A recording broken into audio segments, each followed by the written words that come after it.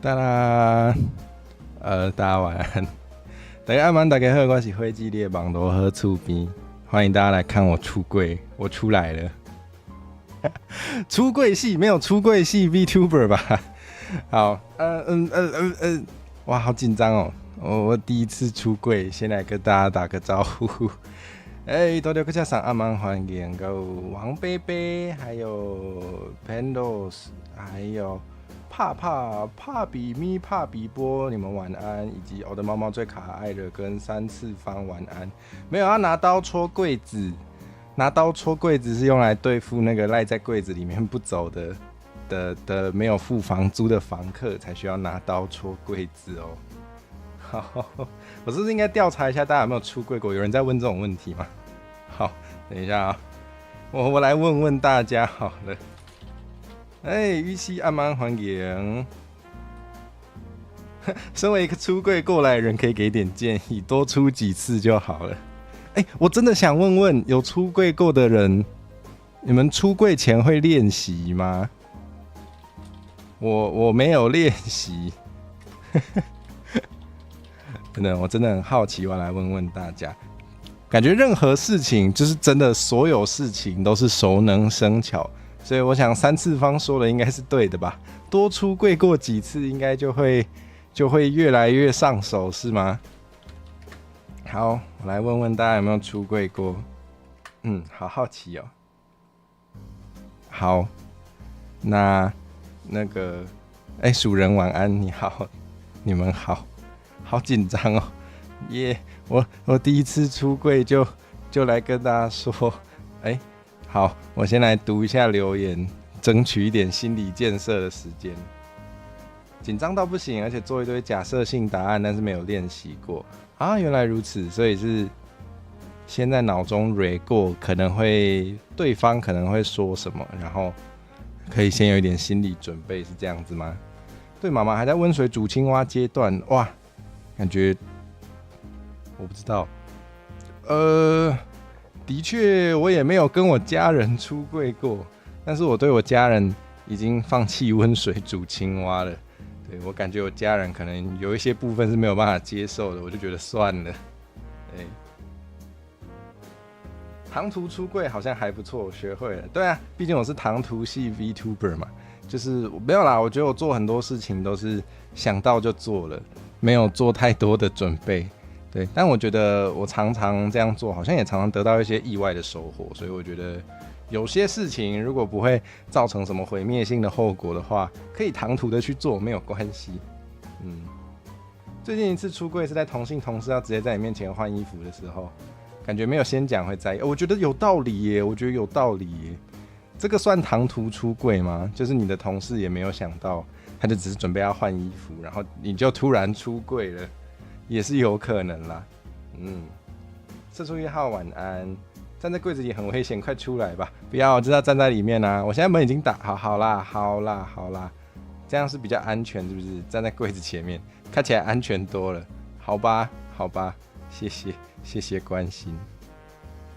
最近一次出柜是在推特上告诉大家你是女同，叫大家不要用那个骚扰你。我有看到你的自介，是自介吗？我记得三次方的自介有写说我是女同，大家请不要拿奇怪的照片给我鉴赏，我没有要看。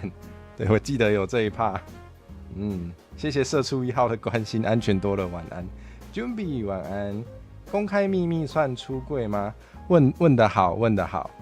我觉得出柜这个词呢，虽然大家比较常拿来讲的是讲这个性取向上或者是性别认同上的揭露，对。不过这个词也是有一些在其他场合也可以用的嘛。我记得有人会说政治出柜这个词，就是揭露自己的政治立场，对，这个也是有听过。所以我想应该就是某种，当然你要很广泛的说的话，只要是你觉得有点秘密的东西，就是你需要做一点心理准备的东西，然后你把它揭露的时候，我觉得都算出柜啦。我觉得应该可以这样说。结果后来他还是在你面前换衣服了嘛？那表示他不介意啊。那你介意吗？如果你介意的话，你可能要直接跟他说你介意。我不知道你介不介意。好，总之就是这样。耶。好啦好啦，拖很久了，可以来出柜了。这个呢，阿奎恩有躲进去柜子里过吗？我知道有人有躲进去柜子里过，我知道有些人心情不好的时候会把自己放进柜子里。对，那我好像没有躲进柜子里过。我觉得我有一点怕狭窄空间耶，可能没有到真的幽闭恐惧症的地步，但我还是有一点怕，所以我没有躲过柜子，我也不敢躲床底。对，虽然很多小朋友在玩躲猫猫的时候，应该都会躲床底，但是我从来不敢躲，所以我的躲猫猫胜率还蛮低的。养蛇怕被不知道的人讨厌啊，因为确实有人讨厌，就有发生过这种事情。这个我觉得当然广义的说，这算出柜吧，也可以算，也可以算。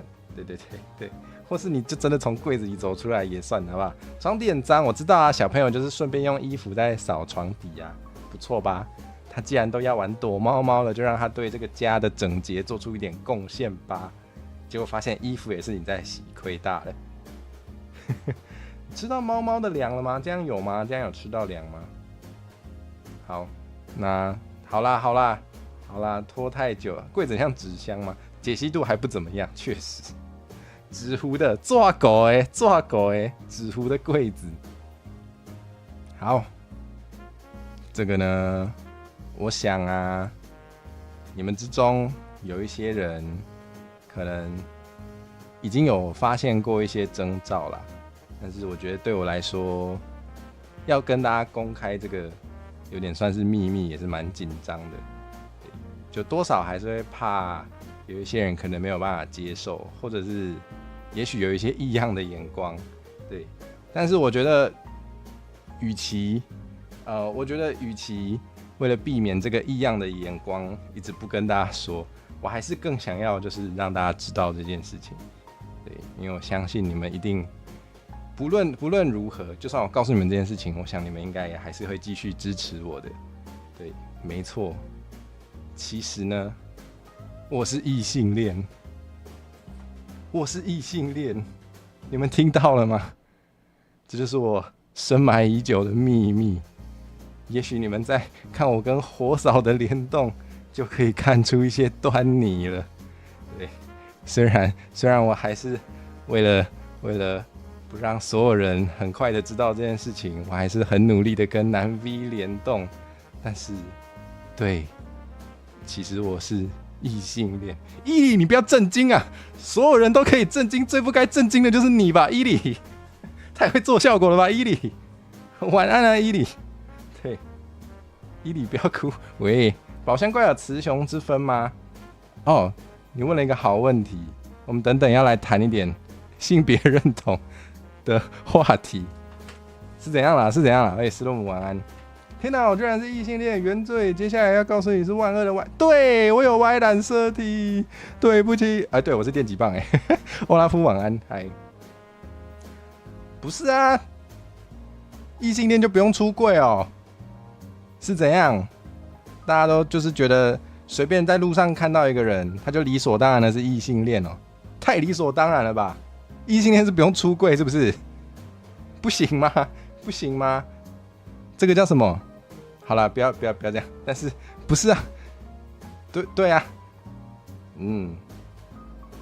没有关系，异性恋、同性恋、双性恋、无性恋、泛性恋都不影响同人女创作。我想也是，同人女应该也可以吃 BG 的 CP 吧？你们也可以吃吃看啊，吃吃看才知道好不好吃啊，好吃就继续吃啊。轻易晚安啊！你怎么很震惊？我看起来很不像异性恋吗？伊里应该是最要震惊的，他是被我骗了10年，糟糠之夫。我们甚至没有认识10年吧？喂，轩晚安，欢迎初见安安，你好啊，你好，欢迎你来看。第一次来就看我出柜吗？太刺激了！刚做完晚餐来做效果，谢谢，好忙哦，做完晚餐还要来做效果，谢谢伊里。后面柜子还要吗？不然拿去回收赚钱。好，我们等一下那个今天下播完之后，这个柜子就可以拿去丢了。对，我不知道里面有没有那个伊藤绿茶老师的肉体，不知道还在不在柜子里，但我无所谓哦，可以直接拿去丢掉，没关系。对，看要丢到淡水河还是幼发拉底河还是纸河什么河啊，都可以，恒河也可以。银河也可以丢去银河里也不错。好，以前参加同志游行筹备，一直以为志工们都是同性恋，后来才发现有些人是异性恋，但是没有人跟你说，你看也是要出柜的吧，异性恋也是该出柜的吧？对呀，我觉得啦，就不一定每个人都会理所当然的，因为本来就不，我觉得啦，我自己觉得可能本来就不该那么理所当然，对，可能有些人就是随便看到一个人就会先假设他是异性恋，也是很自然的啦。可能异性恋人口目前数量还是蛮多的，所以可能大家很习惯会这样子想。不过的确，如果像猫猫那种情况，对，如果你从他的一些表现出来的特质，或是你就瞎猜的时候猜他是同性恋，也是有可能猜错嘛，对不对？对，确实是可以出柜一下，异性恋朋友们。那个，你们觉得时机适合的时候，也可以试着出柜看看哦。呵吗？谢谢，我知道，我看到的瞬间，我就知道你想要让我发出呵的声音了，好像高飞哦，高飞就是那个那个高飞。好，为什么我会模仿高飞呢？我的 V 声目标里没有这个耶。啊，像你都假设路上的人是右撇子，也是，对这个。那我也出柜一下，我是右撇子，伊利，你满足的点好奇怪啊。伊藤老师能回收吗？还是要丢一般？应该是可燃吧，应该是可燃类的吧？还是绿茶算厨余吗？太过分了，希望他不会退追我。对啊，有些人会说自己性向正常，不能这样说哦，不可以哦。你说自己性向正常的意思就是其他的不正常哦，最好不要这样，不是最好不可以这样说哦。对，可能很多人没有想过，很多人就是很多人使用语言的时候没有很精准啦，很多人想要表达的是常见，我的性向很常见，对，但是他就会讲正常，可是那个意思是不一样的，所以大家如果不知道的话，现在知道了，以后用词可以精准一点。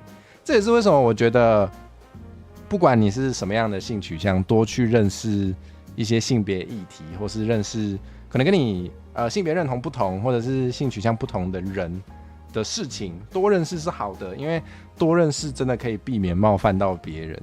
对，那我今天其实也就是想跟大家聊聊这个话题啦。大伟了说观众区没有啦。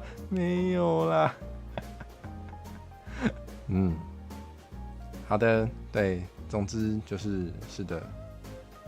等一下礼物开台的时候，你就要拿着一根竹竿，挂着家当包袱，说无家可归了。与大众路途相近的迷途羔羊，太文艺了吧，太有文艺气息了吧，好赞哦！这感觉很适合放在自介或者是 LINE 的那个个性签名，超适合的，好赞哦！好，大家喜欢的话应该可以偷走，我想伊里应该不介意。央宇晚安，刚刚忘记啊，刚刚没看，那叫什么？那个留言看太快，没有看到你跟我说安安，晚安。你有遇过有人这样对你说，然后你就反问他，你意思是我不正常吗？该啦，就是你好好讲，人家不一定会立刻 get 到，但是你这样子表达，他应该会记得很清楚。我想他以后应该就是会认知到这件事情，应该就不会再这样说了。很赞超赞的！哇，伊藤绿茶，你出道要变骂导系吗？我看你骂导还蛮上手的。厨余我看你才是淘宝，喂，淘宝骂太凶了吧？什么都可以，这个不可以耶。哦，对，是该放这个音效。好，太棒了！以后我要开骂导回的时候，请伊藤绿茶要投稿这种台词，我觉得蛮赞的。跟大伟都不打招呼，没有，是因为那个呢，我的视力呢也越来越不好了，所以有时候看一看就是会补就没看清楚。对，好，我们还是回到一下今天的主轴。对，好啦，就是为什么今天会突然想要开这个呢？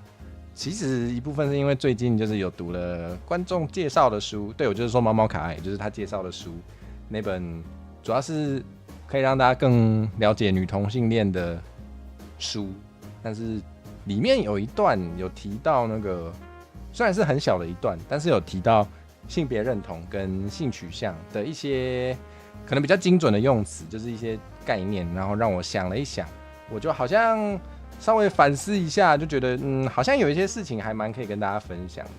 对，主要就是我愿意分享啦，啊，你们也愿意听，所以你们来了。对，所以我就觉得好像不错，可以来开一下。我就想说，没有我这样想很久了啦，就是我就觉得异性恋为什么不用出柜？我觉得我蛮需要出柜的。对，因为其实呢，我有时候是确实会被误会。对，所以我就想说，异性恋也可以出柜，那就来出柜一下。对，那各位异性恋朋友也不一定只有异性恋朋友，就是大家如果没有想过自己要不要出柜，但是想一想觉得好像可以的话，我觉得也不错哦，我觉得也不错。对，那除此之外，就是在深 V 转盘，最近这几次的深 V 话题时间，也好像都有刚好聊到一些跟传统性别框架或者是性别认同有关联的话题，聊一聊就觉得还蛮有一些想法的啦，所以就想来跟大家聊聊。对，那今天老样子啊，就是聊天室可以当自己家，就是不一定要跟我讲的话很有关系才能丢出来。你们随时有什么想法，对，觉得可以跟我讨论的，都可以直接在聊天室随便打，真的。所以除了那个密码不能给你们之外，真的是可以当自己家。对吧？我觉得这种话题不错。对，好，那这个你一天推荐100本，我读不完哦。我那个圣经还没翻开来。台语版圣经我还没有翻开来读，对，请给我一点时间，谢谢。好，谢谢 Junbi， 也曾经被困在女人的身体里，直到你出生。好，我也是耶，好巧哦，好巧哦。我想在座的各位说不定都有相似的经验耶，我的天哪，太巧了！难道是因为这个相似的经验，让我们今天可以聚在一起吗？我想肯定是这样子的吧。太好了，太好了。好，我来换个裙子，耶、好，这样比较凉。可以痛骂一下2400艳女事件吗？这是什么？我 Google 一下。好像没有 follow 到这是最近的事吗？好新的事情哦。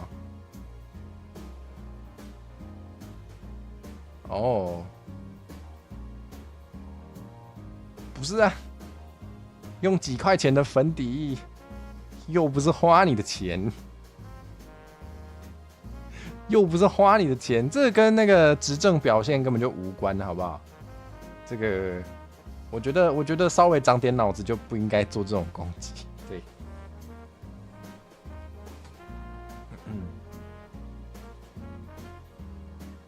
不知道我觉得如果不偷不抢的话，对，我看一下，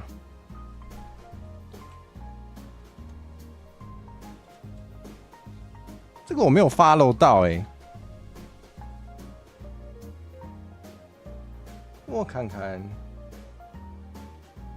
看灾的时候上全妆，然后OK， 不是他怎么有办法知道他的粉底液是哪个牌子啊？怎么有办法？好酷哦！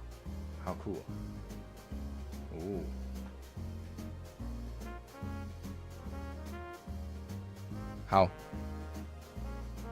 那个如果有什么我遗漏的资讯，大家可以帮我补充一下。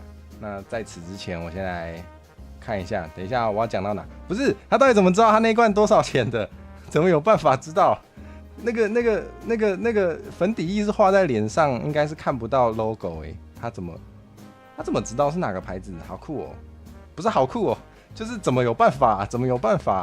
对，这我不晓得，对，难道他有拿出来给大家看是哪个牌子吗？好，异性恋出柜比较安全，出柜时差点没被你爸打死，真的假的？我想异性恋出柜确实是蛮安全的，毕竟是符合传统性别框架，对这部分你观察到很多跟我不要厌女的台拜的 tag 一起出现，我觉得这是两回事对，我觉得这是两回事，就是的确有时候会听到这句话吧，就是我不要厌女的台派。我觉得厌女跟台派应该是两个独立事件，所以如果因为台派里面有一些人厌女，你就要，对啊，就是全世界都不该厌女啊。我觉得这是两件独立的事情。我知道有一些人会故意把它绑在一起，我觉得故意把它绑在一起就超诡的，这就超诡异逻辑。对，我觉得正常来说，我真的认为啦，如果你逻辑正常的话，嗨，王子烧安安，我们应该不是初见吧？晚安，你好。我觉得照一个正常的逻辑，你是不是台派，跟台派里面有没有人厌女是无关的。就像你想不想学台语，跟使用台文的人有没有很凶狠，也是无关的。对，我觉得你故意把它扯上关系，就只是一个借口。对，并不是因为台派里面有一些人会厌女，你就应该，你就会理所当然的丢掉台派，然后去拥抱其他你可能其实不认同的想法。我觉得还蛮诡异的啦。对，我觉得是不一样的事情。对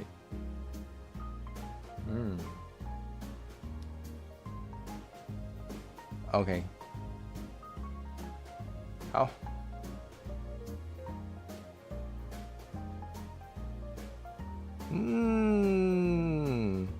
好吧，我觉得这件事情确实有讨论的空间，就是他讲这一句话的时候，讲的方式有没有用一个厌女的方式表达，我觉得这是重点，就是他讲到那个粉底液很贵的时候，他有没有把粉底液跟性别联系起来，我觉得会是重点。如果有的话，就可以说这是厌女的行为。对，那如果没有的话，就没关系。对，就是单纯的说政治人物用了很贵的东西。但我觉得政治人物用很贵的东西，如果不偷不抢的话，是也没什么好批评的啦。对，我是这样子想。对，是，好像是阿川事件。我本来没有 follow 到，刚刚有人提到之后，我快速 Google 了一下。那因为我还蛮快速的 Google 一下，所以我可能就是得到的资讯没有很充分，所以如果我遗漏的话，可以跟我说。对，好，对啊，有时候要看那个口吻，对，这个不太确定。对，这个我没有看新闻片段的话，我是没有办法评论的。还有脆上的言论吗？我觉得这种言论一定是不会少的。我觉得脆上面就是妖魔鬼怪很多，所以一定会有那种自我感觉很良好的，喜欢用标签批评人的情况，一定是很多的。好，等一下，我本来要讲什么，我们还是回来一下。对，好啊。总之呢，我想了想，对，首先，我觉得我想跟大家分享的就是，我觉得性别认同跟性取向真的是蛮不同的概念。虽然有，好吧，我觉得今天在座的各位可能也都不需要我啰嗦，大家应该都是有很多相关知识都是健全的，应该没有这个问题。可是我觉得在日常生活中，其实很常可以看到有些人他对性别认同跟性取向的概念是蛮错乱的。比如说，就那个很老的例子啊，就是看到两个女生在一起，就会问谁是男生谁是女生，就好像一定要其中一个人的自我性别认同一定得是男生才行。我就觉得，不是这样子的，对，不是这样子的。嗨，苏白，晚安，你好。有一阵子不见了吧？晚安，嗨，没错，我现在唐突的出柜了。好。对，总之，我觉得我已经不确定我又不要讲什么了。好，我喝一下水，等我一下。我觉得我今天声音不太行。对，我觉得大家想延伸聊那个粉底液事件的话，我觉得可以在 Discord 讨论。对，感觉那里还蛮适合给大家聊这种话题的。对啊，我今天可能处理不完，对，我今天没有打算开很久。对，那我们还是回来。性取向跟性向很多人会搞混，真的，我觉得蛮多，就也不一定是长辈，其实不一定是长辈，但是就是对这一类的怎么说呢？有一个词叫做异性恋霸权，不知道大家有没有听过？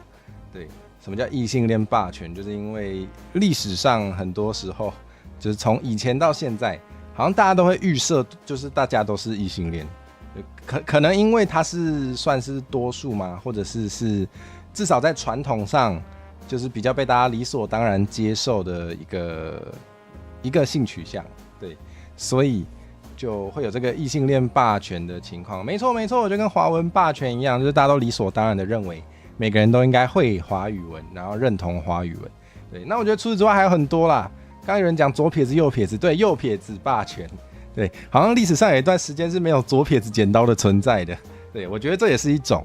然后我觉得多多少少，这个我自己发明的啦，我不知道大家有没有同感。但是还有那个叫什么呢？叫外向霸权。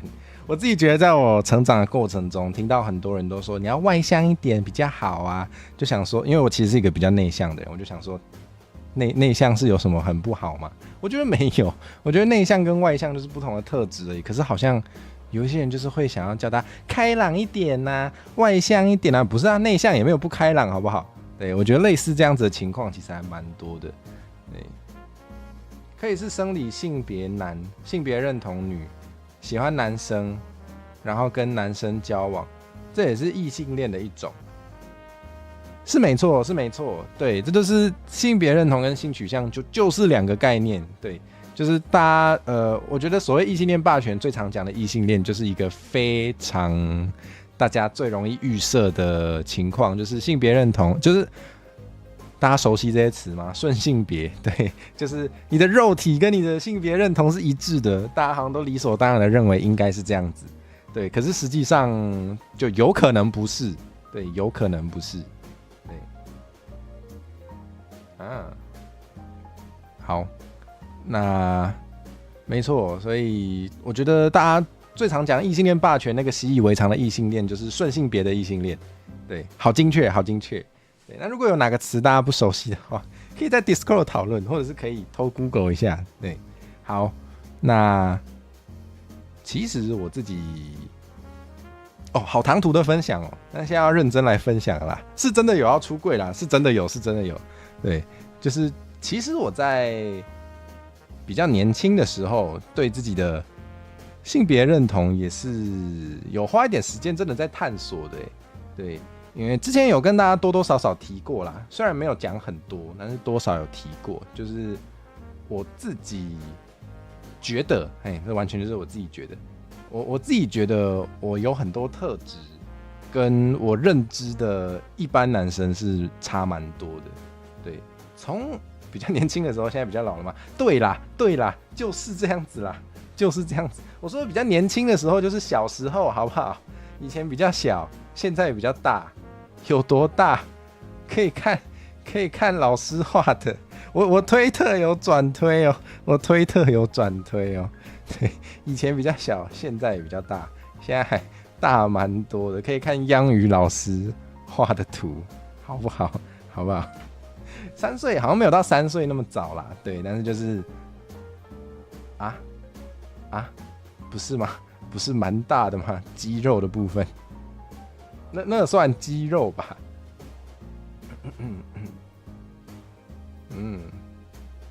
好，讲到哪？要说6岁大，6岁是3岁的2倍呢，对吧？6岁比3岁大比他大1倍，因为是2倍。好，完全不是今天的重点。好啦，回来，对，就是我以前就真的是小时候成长的时候，还在读书的时候，就是因为觉得自己有蛮多特质，其实跟传统男生就是不一样，对，所以我就觉得有在怀疑自己的性别认同，真的是男生吗？对，那我其实想了很久，那我也没有怕告诉大家，我其实有一段时间有想过自己的性别认同会不会是女生，我真的有想过，对，那但是同时我还蛮确定我就是喜欢女生的，对，所以有一段时间我的性别认同是女同志，大家可以接受嘛？跟你们能不能接受也没有关系。对，就是唐突分享。对，好，现在有认真听哈。画了不存在的东西，如果我有好好运动的话，可能就会存在啦。生理性别男，自我认同女，在动手术之前还是会把他当男的对待。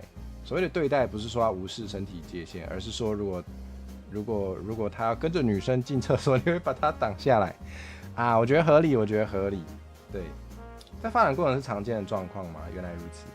你是说发展自己的性别认同的过程，还是发展胸肌的过程要好好运动是常见的状况？可能都是吧。对，好，总之我确实有一段时间是有这样子的性别认同。对，可能也是因为这样子，所以才开始看百合吗？我不知道。对，有可能。哇，原来不只有我，太好了。对，我觉得出柜的一个好处就是，有时候你出柜之后就会得到其他人的分享，你就会发现你不孤单。我觉得还不错我觉得大家可以真的推荐大家试试看。完蛋了，我从教大家出道，变成教大家出柜了吗？救命！三次方也有怀疑过自己的性别认同是不是男性，甚至剪了所谓的男生头。对啊，我觉得大家可能都会有类似这样子的经验。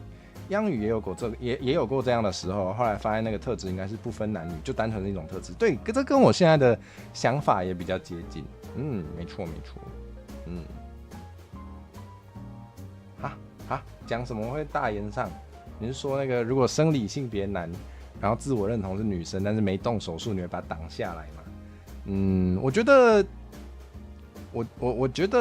我觉得合理啦，因为可以看得出来你的动机就是你要保护女生朋友，我觉得没有不对。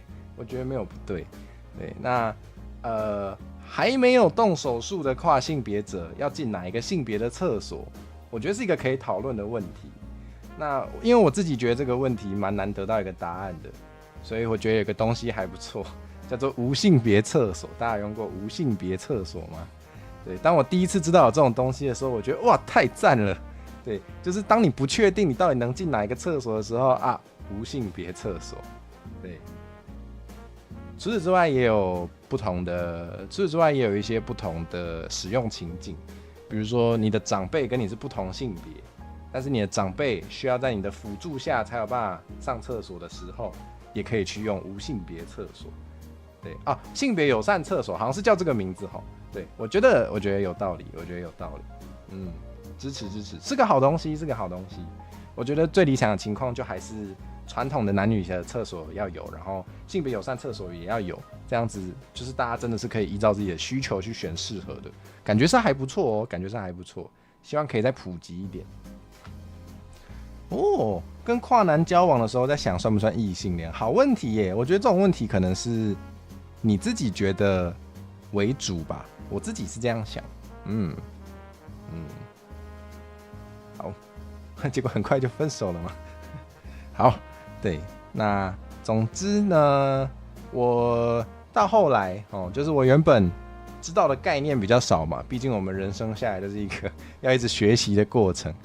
原本我的认知里面就只有男生跟女生这两种性别，对，但是到后来就是因缘际会的接触了一些新知识，对，可能我运气不错啦，我觉得我运气还不错，就是在我读书的过程中，就是有认识到不同的性别认同跟不同的性取向的人都有认识到，那也因为就是有交到这些朋友，所以就自然而然的会得到一些相关的知识，对，不然如果你就是成长过程中都只有跟顺性别异性恋交朋友的话，你可能就是会对这些其他的族群的认识会非常少。对，那我就是运气不错，我就是因为这样子，所以认识了一些其他的，对，就是顺性别异性恋以外的性别认同跟性取向。对，那我后来学到一个叫做非二元性别，我觉得还蛮符合我自己对自己的认知的。对，就是对，我觉得生理性别就是生理性别，什么意思？就是我就生理男美，对啊，没有什么好那个的。我就生理男性啊，对啊，我就有对我就有长男性的器官，所以我就是生理男性，这是理所当然的事情。对，那但是，当我觉得有一些当我觉得有一些那叫什么性质，不是个性跟特质，当我觉得很不像传统大家对男性的刻板印象的时候，这会让我变成心理女性吗？我就在想这个问题。对，然后我得到一个答案，就是好像不会耶，好像不会耶。对，就是即便如此，我的灵魂到底是男性还是女性呢？好像灵魂就是灵魂哦，好像就那样嘛。对，这是我个人的想法，不代表我认为大家都应该这样想。对，跟杨宇刚刚说的还是一样啦，就是我觉得那些特质就本来就是应该是没有分性别的，就特质就是特质。对，猫猫卡爱觉得有机会可以多接触真实的人，听他们的生命故事。的确，因为我就是蛮喜欢跟别人聊各种心里话的，就是可能大家都会觉得很唐突的话题，我都没有在怕的，只要人家愿意跟我聊，我就愿意跟他聊。对，所以也因为这样子学到很多，对，是真的，对，也因为这样子获得很多大家可能不一定会轻易取得的知识或是认识。一坛绿茶觉得要么男要么女要么双，不然生理无性别。生理性别可能也有男女以外的，对，但是我觉得生理性别就是依据你实际上的状态去决定的。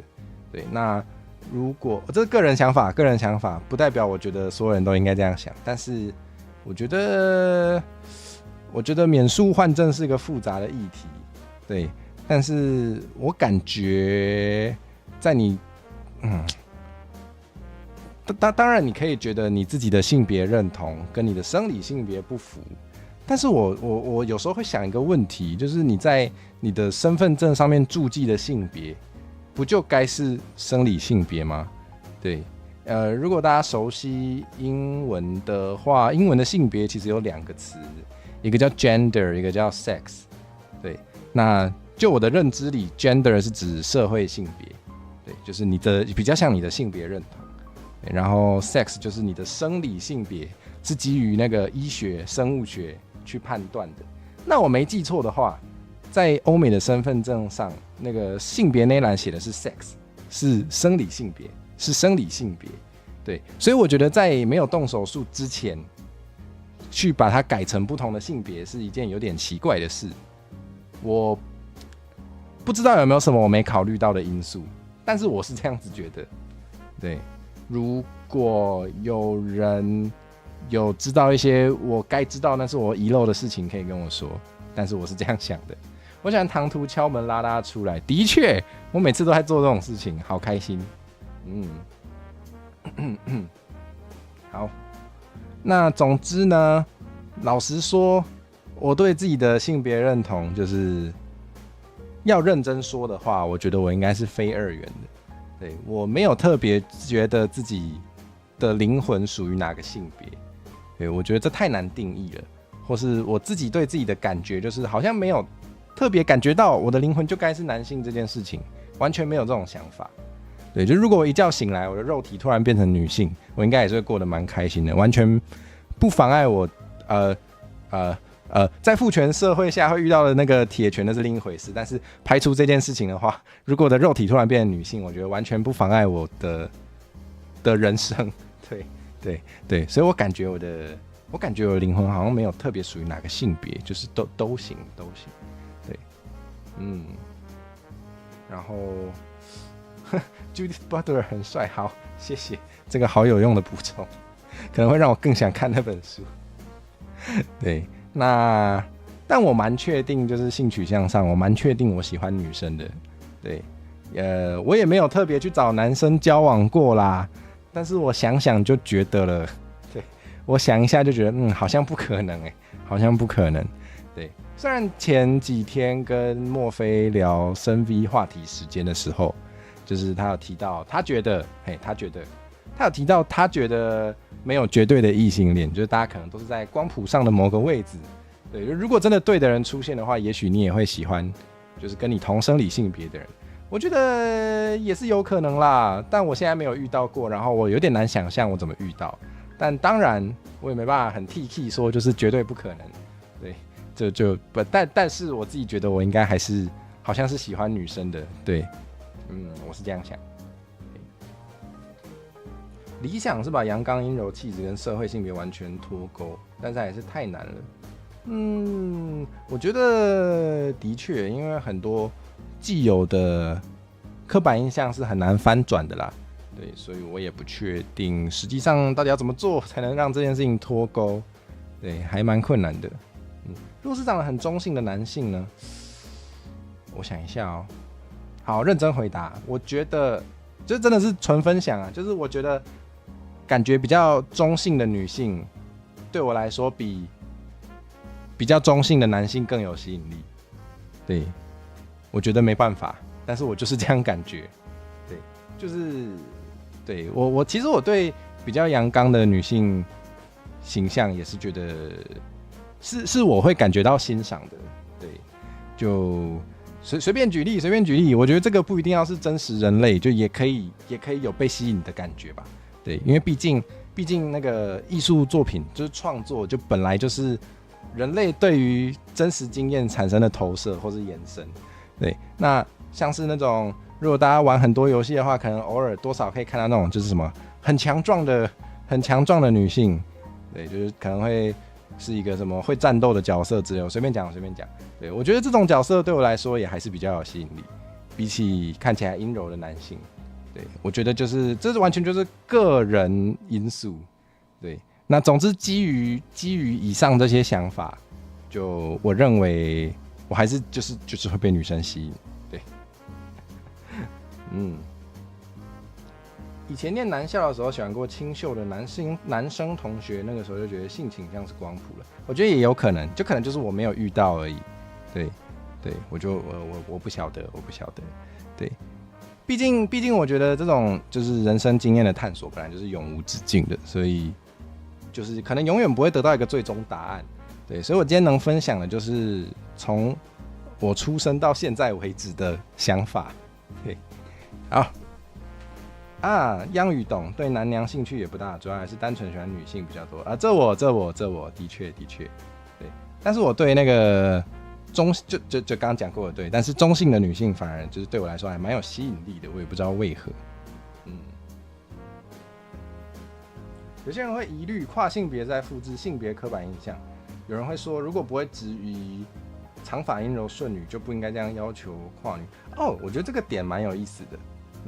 就是对，如果你认为如果你的性别认同是女性，但是你的生理性别是男性，然后你就是觉得应该跨性别，然后用这个符合传统刻板印象之下女性的打扮的话，好像是一种复制刻板印象，我觉得有点道理。可以想啦，可以去想这件事情。那我自己没有一个特别的答案，对，就是可能我对这方面的思考也没有那么深，对，但我觉得是个值得思考的问题，还蛮有意思的。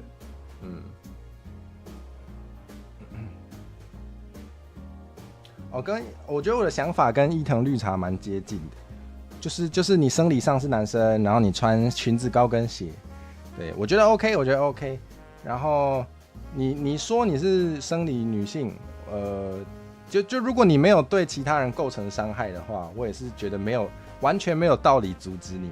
对，不过事实就是发现会有一些人会假借自己是跨性别者，但他可能不是，然后去做出一些伤害其他人的事情。对，我觉得如果这种事情会发生的话，我们好像就要想办法阻止坏人利用这个现象来做坏事。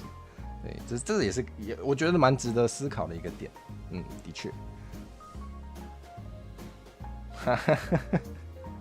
之前有听过跨女的朋友要做性别鉴定，然后不够喜欢粉红色，屁啦！真的假的？我很喜欢粉红色说真的，我很喜欢粉红色，我觉得粉红色是一个非常美丽的颜色。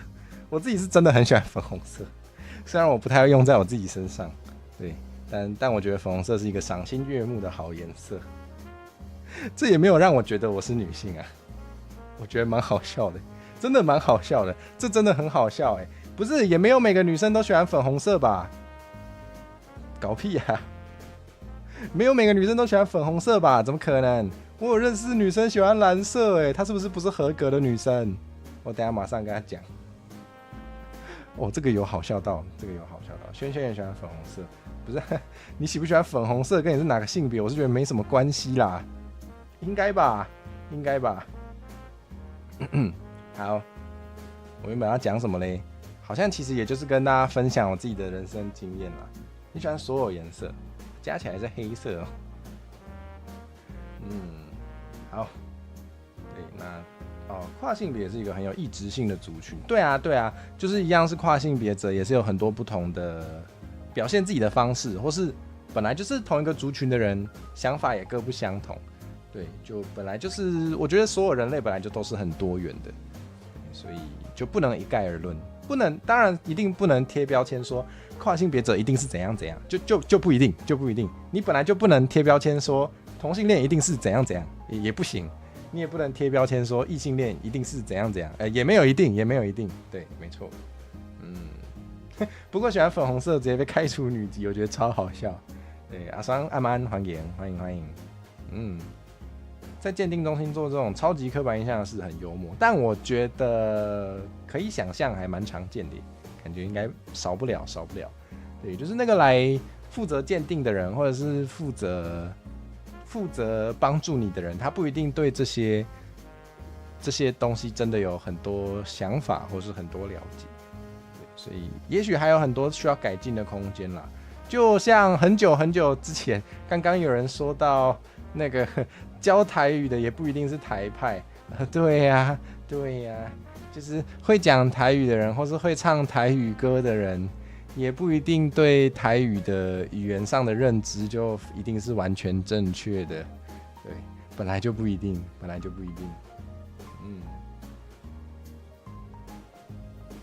你喜欢樱花跟草莓，你是一个崭新的性别。我喜欢布朗尼，还有提拉米苏，还有摩卡。那显然我的性别是火蛇。还有 LGBT 之后忘了现在有几种分类。好啦，我就跟大家介绍一下我所知道的。对，我一定没有知道全部，因为实际上还有很多种。但是就我稍微。就我知道了啊，如果我讲错可以纠正我，对，蛮欢迎的。但就我所知呢 ，LGBT， L 女同 ，G 男同 ，B 双性恋 ，T 跨性别。好，还有什么呢？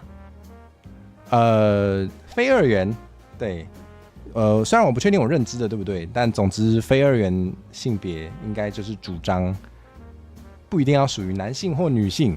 对，就是可以把性别这个概念就把它放掉吧。对，我的认知是这样。对，那还有什么呢？还有泛性恋。对，我所知道的泛性恋是什么啊？等一下，泛性恋跟双性恋不一样在哪里？就是双性恋是喜欢男生以及喜欢女生，但是他可能比起泛性恋，他还是。就是喜欢这两个性别，对，因为他是双性恋，他是喜欢这两个性别。但是我所知道的泛性恋，我很怕我讲错，如果讲错马上纠正我好不好？对，我所知道的泛性恋就是在性别光谱上的任何位置的人，他都有可能会喜欢，都有可能去爱他。对，这是跟双性恋可能不一样的地方。对，你觉得很怪吗 ？T 为什么在这里？为什么 T 会被跟另外3个放在一起？泛性恋是只要有浪漫倾向就可以交往，所以是把性别概念也是放掉吗？就是不一定要考虑性别概念，总之有浪漫的感觉就可以，是这样子吗？前性恋，对，我等一下要讲这个，对。LGBTQ 啊，对，有 Q 哎 ，LGBTQIA+ Q 开始是酷儿兼性别，什么意思？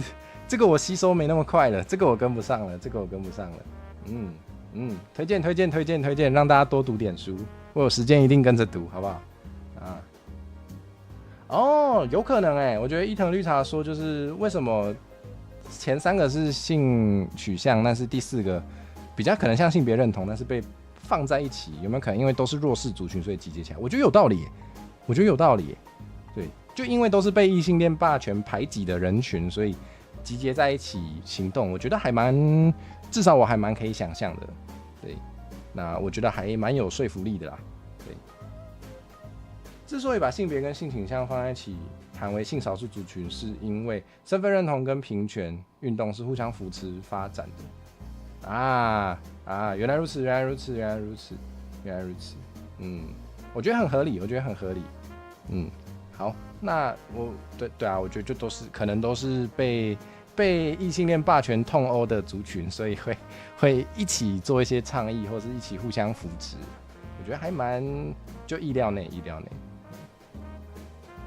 女同志还有个困境是，有些同志中心女性空间会被压缩，变成以 gay 为主这个要怎么办啊？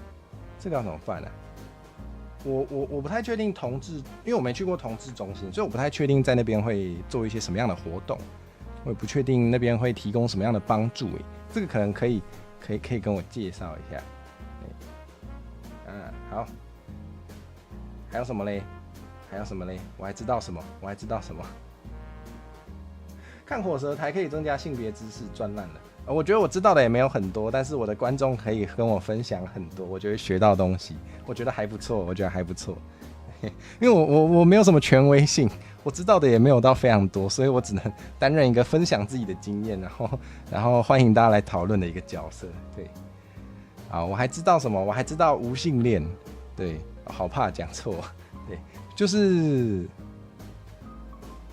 可能对，算了，我还是开着维基百科好了。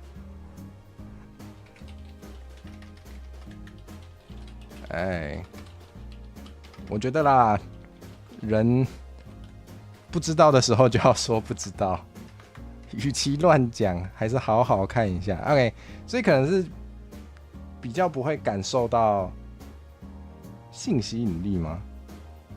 维基百科好像是这样说的。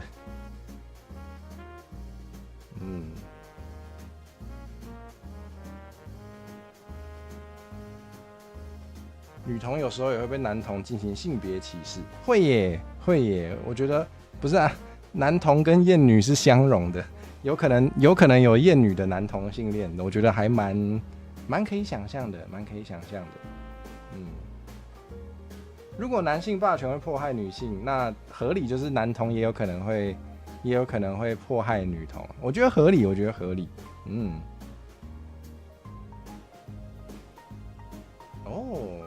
以 PPT 的同志性版为例，就是 gay 发文比较多，因为可能无论是什么性倾向的女性都会有这个不敢谈论性，或者是好像也没有，或者是对，好像真的是有这个现象，真的是，无性恋就是不会特别感受到性的吸引力是吗？我的认知也是这样，对，希望我没讲错，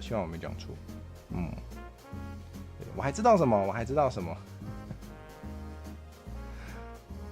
我还知道自性恋，这个我觉得可以聊聊。自性恋真的算吗？自性恋真的算一种性取向吗？是这样齁，好，因为我真的觉得我对无性恋的认识是比其他的性取向更少一点，所以我更怕讲错，对，所以需要跟大家确认一下，对。你们觉得自性恋算吗？你们觉得自性恋真的算一种性取向吗？那个是开玩笑的吧？我认真问我的认知里面这应该是一个开玩笑的词吧？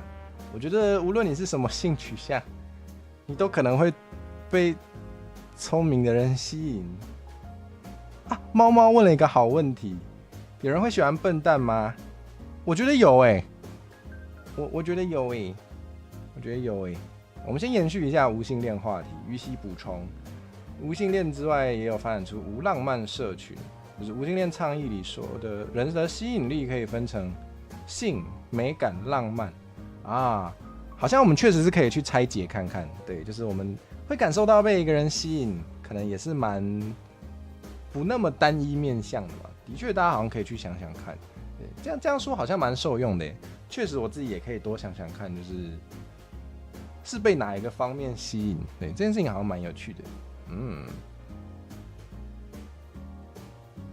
所以有一种说法是说，无性恋也有浪漫啊，原来如此。智性恋如果要认真讨论的话，算在泛性恋里面啊，有道理，就是性别特质或是属于哪个性别可能不是最重要的，但是要聪明，是这样子吗？我觉得这样说有道理，对，伊藤绿茶说的也是，我也是在想，就是笨笨的很可爱，跟是个白痴是不一样的，那是不一样的，对，傻不隆咚很可爱，跟会做一些很笨的事情是不一样的，对，是不一样的。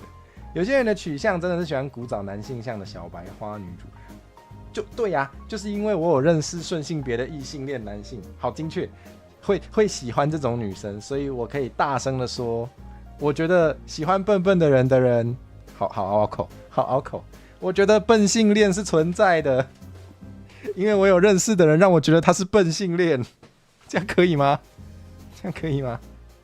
生活需要帮助跟生活不能自己有差。我觉得那种呆呆的很可爱，就是你放着他不管，他也不会把自己弄死啦。对，可是有一些人是笨到你放着他不管，他就会花式把自己弄死给你看。你又不想要他死在家里，你就得要一直帮他，那你就会很生气。对，也是会有的，也是会有这种人。性倾向是一个光谱，浪漫倾向是另一个。哎，我很喜欢这个概念诶。我觉得当你认真起来的时候，很多首先，我觉得完全无关性别话题。我觉得这个世界上几乎所有的东西都不是非黑即白的，几乎所有的东西都可以拉光谱出来。然后当你开始认真去思考光谱的事情的时候，你就会发现很多东西都可以独立拉成很多个轴，可以拉成很多个不同的光谱。对，我对这个想法很有感觉，我对这个概念还蛮有感觉的，对，我还蛮认同的。对，的确。那我觉得世间万物都是这样子，所以当然讨论性别问题的时候，或是性取向问题的时候，的确有很多要素都可以独立拉出来变成光谱。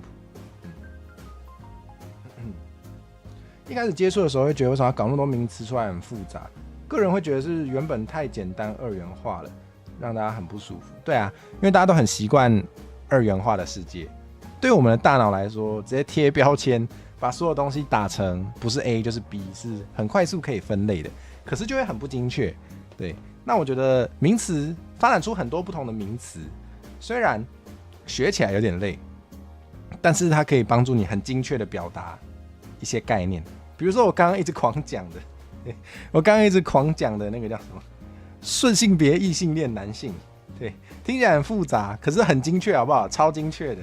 对，那我觉得大家一开始如果没办法掌握所有的名词的时候，就可以问，对，可以用你想得到的方式描述，然后你可能就会得到答案了。那你觉得学会越来越多名词还蛮方便的哦。跟 V 圈比较接近的直性恋跟虚拟性恋也是无性恋光谱，有道理，也可以再拉一个轴。对，就是你会多容易受到纸片人的吸引。对，这又是一个轴吗？又是一个光谱吗？我觉得可以，我觉得也可以这样去想。太少的话没办法很精确表达，现在多到这个程度，会不会让表达变得很困难？好问题。对，但我觉得这个就是要多讨论，然后就会得到答案吧。理论上每个人都是独特的，有多少性取向不敢想象。我觉得有时候可以去，我想一下哦，不知道欸。我觉得有时候可以去想，就是让你感觉到吸引力的这件事情，它是一个性别气质，还是一个特质？对，比如说智性恋这个词有没有存在的必要？我觉得这个可以讨论啦。就是如果你是我觉得智性恋这个词可以用，对，但我觉得不一定要要求每个人都要用智性恋来表达这个概念。你也可以换个说法，就是我会被聪明的人吸引。对，那我想猫猫说的也蛮重要的，就是有时候有这个社群的存在，或是有这个认同的存在，可以让一些人感觉到不会孤单，我觉得这还蛮重要的。对，就如果有人就是都会被笨笨的人吸引，然后他觉得没有人跟他有一样的这个会被笨笨的人吸引这件事情，他觉得很孤单的话，那也许可以有笨性恋社群。对，也许这个社群就会有存在的必要，那可能就会让那个笨性恋的朋友们，就是可以互相扶持，可以知道自己不孤单。对，我觉得也许哦，觉得不是，然后伸出手，然后发现很多人有共鸣，是很有意义的过程。我也觉得，对啊，我刚刚就是唐突的分享了一些我自己的一些人生的历程，然后就发现到啊，原来不是只有我对，就是虽然最后我对自己的性别认同跟你们可能也不一样，但是就会发现大家都有经历过一些相似的过程，这件事情真的是会觉得自己不孤单，然后是真的是蛮有意义的，我真的是这么觉得。自性恋的定义是什么？要先有定义才能讨论它存不存在。这好像也是一个切入点，对，好像有道理。有些人的个性是不需要这些标签。对，我觉得，对，我觉得玉溪讲一个概念还蛮重要的，就是标签是不要拿来贴别人，但是你可以拿来贴自己。我也是这样想。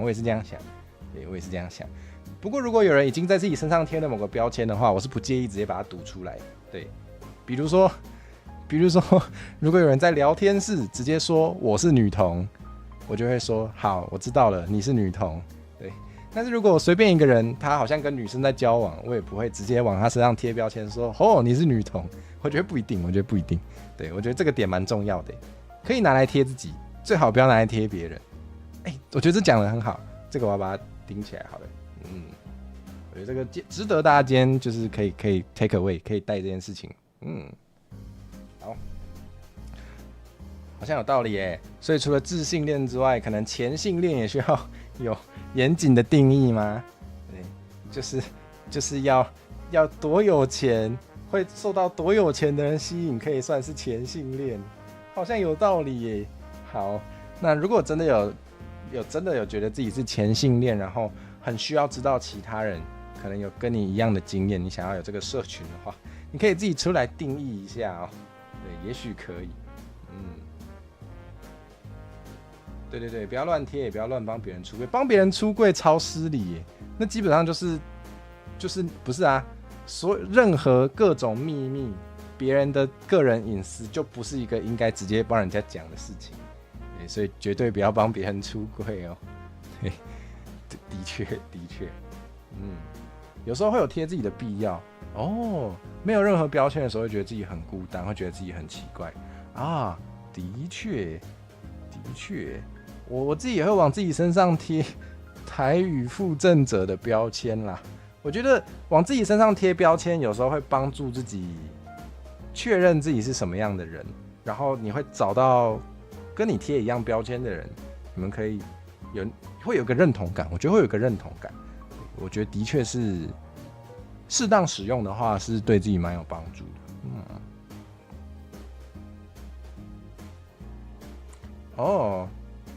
你们看的男同作品不是男同作品，然后因为有人认知是耽美，有人看是OK，对，就是可能定义上就是男生跟男生就叫男同，如果是这样子的话，不要随便帮别人开除。对，谢老板算一种前性恋吧，应该算吧。哇，我们有主产性恋真的假的？应该欧拉夫也是吧？他欣然接受大家的主产，我想他应该也是吧。好，那我今天要讲一件最劲爆的事。其实我是台性恋啦。对，就是知道有那个自性恋跟前性恋这个概念之后，我就想了一想，对，我就抓了一下头，因为头蛮痒的，感觉要长脑子了。对，然后我想了想，就发现我是台性恋耶。我觉得会讲台语的人非常有吸引力，那我应该是台性恋。对，我觉得会讲台语的女生对我来说超级有吸引力的。这个好像不用讲，大家也知道。对，总之没错，我又往自己身上贴一个新标签了。各位台性恋们，我们可以一起互相扶持哦，好赞哦！耶，好多人都是耶，太好了！虽然没有很严谨的定义，也没有一个可以凝聚认同的旗帜，对，但是我想我们同样是被华语霸权打压的台性恋朋友们，应该是可以互相扶持一下啦，应该是没有问题。对，太好了，太好了，还好有出柜，有交到更多那个志同道合的朋友了。会讲台语的男生能吸引到主播吗？老实说，我觉得会讲台语的男生比不讲台语的男生对我来说更有吸引力，是真的啦，是真的啦。对，那个如果对，如果我真的跟男生在一起的话，他应该会是会讲台语的男生。满意了没？你们开心了没？好，太好了。旗帜可以用金鱼旗吗？我觉得可以。哎呀，这个阿妈欢迎欢迎。哎，你好，晚安晚安。真的、哦，笔记本上面有个套金印的台湾岛屿线条，你就想买下去了。太好了，我要狂出这类周边，我就可以赚烂伊藤绿茶的钱。太好了，满意了啊、哦，好开心了耶！太好了，谢谢，谢谢，不客气。又要断章取义哦！你们给我倒回去看，我最一开始讲了什么？我最一开始说我是异性恋。好啦，但我真的是异性恋吗？老实说，我也不确定哎。就是我自己还是觉得，要认真说的话，我不觉得，我还是觉得我应该是我自己的性别认同可能还是非二元。那基于这个前提下，我能说自己是异性恋吗？如果我没有特别有男性的自我认同的话，我真的是异性恋吗？我不晓得。对，但我喜欢女生。对，但我喜欢女生。但我喜欢女生，我甚至要讲3次。你们是怎样？会讲台语的男人很吸引我。我要回应到那个稍早玉溪说的，对，我们可以分析一点，就是我要找一下，啊，吸引力可以分成性、美感、浪漫等等不同的层面。对，我会看帅哥啊。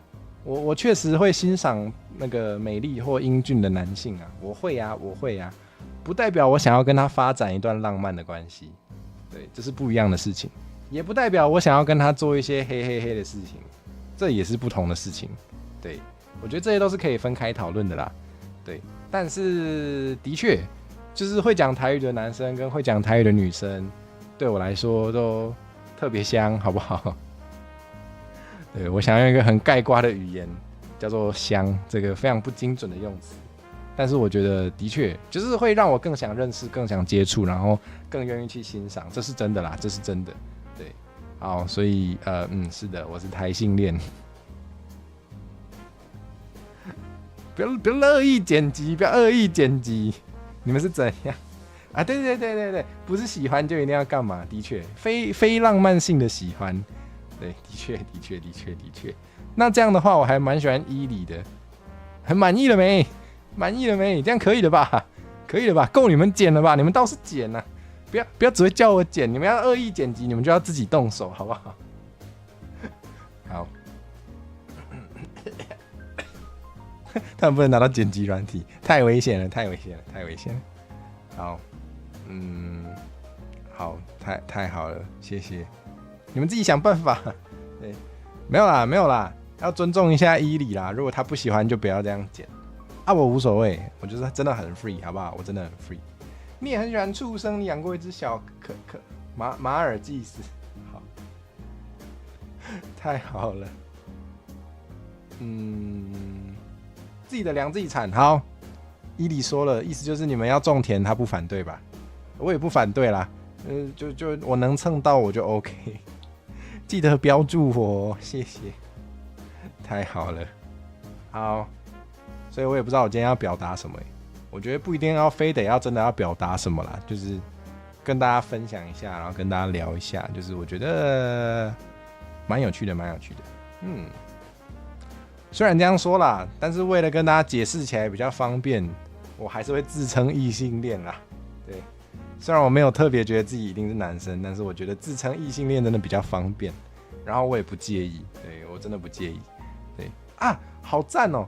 讲到这个不介意，真的是跟大家在分享，就是虽然我好像不止讲过一次，就是之前在咖啡店打工的时候，因为我是长发，然后就会有些人就是直接靠头发认性别，对，看到我是长发就直接叫我小姐，对，但我真的无所谓，我真的完全不介意，但是他们就会很紧张，我就觉得蛮好笑的，可能他们怕冒犯到我吧，对，但我是真的以那个观赏他们的紧张的神情为乐，对，不过我觉得这件事情也反映出，就是我好像真的没有觉得自己非得属于哪个性别啦，就是我这个长发男不代表我被叫小姐会不开心啊，我真的无所谓，对，啊也不用改口，我是真的也没关系。虽然我的声音听起来很不像啦，但是我无所谓，对，所以这可能也是我真的觉得我没有很觉得自己是某个二元性别的一个理由。然后我也不介意我的肉体是男性这件事情，没有妨碍我过活。好的，就是这样子，耶、还会注记，然后附上各种参考资料，让历史学家记得这一切。历史学家会说我们是很好的朋友。哦，大叔喜欢火蛇，喜欢伊利，喜欢火扫，喜欢每个人是墨家，兼爱非攻，有道理，有道理。对啊，我觉得大叔抛出的这一句真的好赞哦，而且很温暖呢。对啊，就是我们真的比较少在讲喜欢啦，对，因为可能在中文里面，大家的语用就是会习惯讲喜欢谁，就会讲的是要表达那种有点浪漫性质的，有那种爱情的感觉的。但其实我觉得我们可以改变一下这个语用，对，也没关系，因为像英语里面说 I like Ely 就没有任何爱情成分，对，也可以有，但是通常可能没有，对，就是对，就是单纯的朋友上的喜欢，也可以这样说。我觉得我们可以多表达一下这个朋友上的喜欢啦，我也是真的蛮喜欢你们的，对，所以我觉得大叔今天抛出这个真的是很温暖，很温暖，对，你们不要乱讲，可以算好人，可以算杂食派，你们不能好好讲话啊。好了，反正大家也是一家人，开玩笑。喂，杂食派，所以是胖子吗？我也没有输哦，我也蛮胖的哦。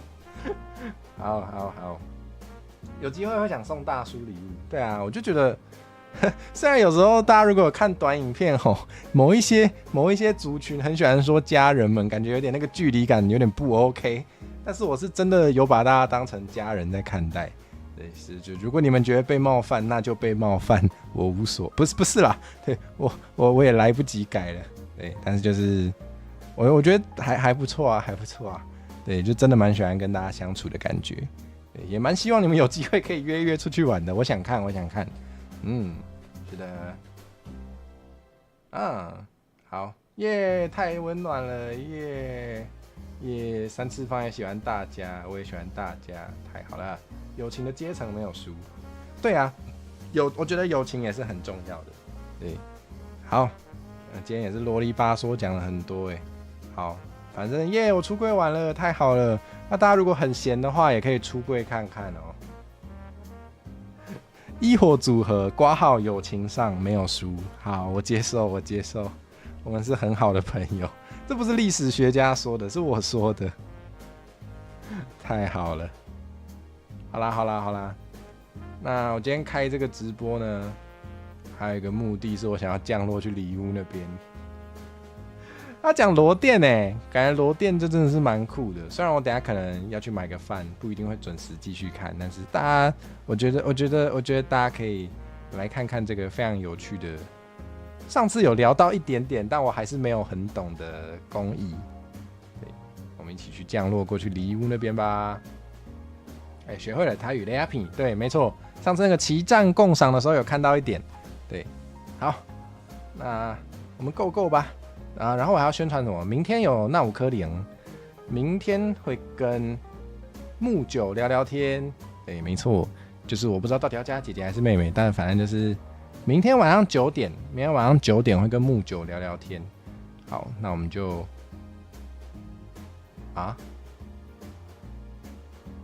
在座的各位都是魔法少男少女，太好了！我也是一种魔法少女，好开心，这真是我的荣幸。好，讲太多了，我们飞过去吧。那我们就晚安，明天见，拜拜啦。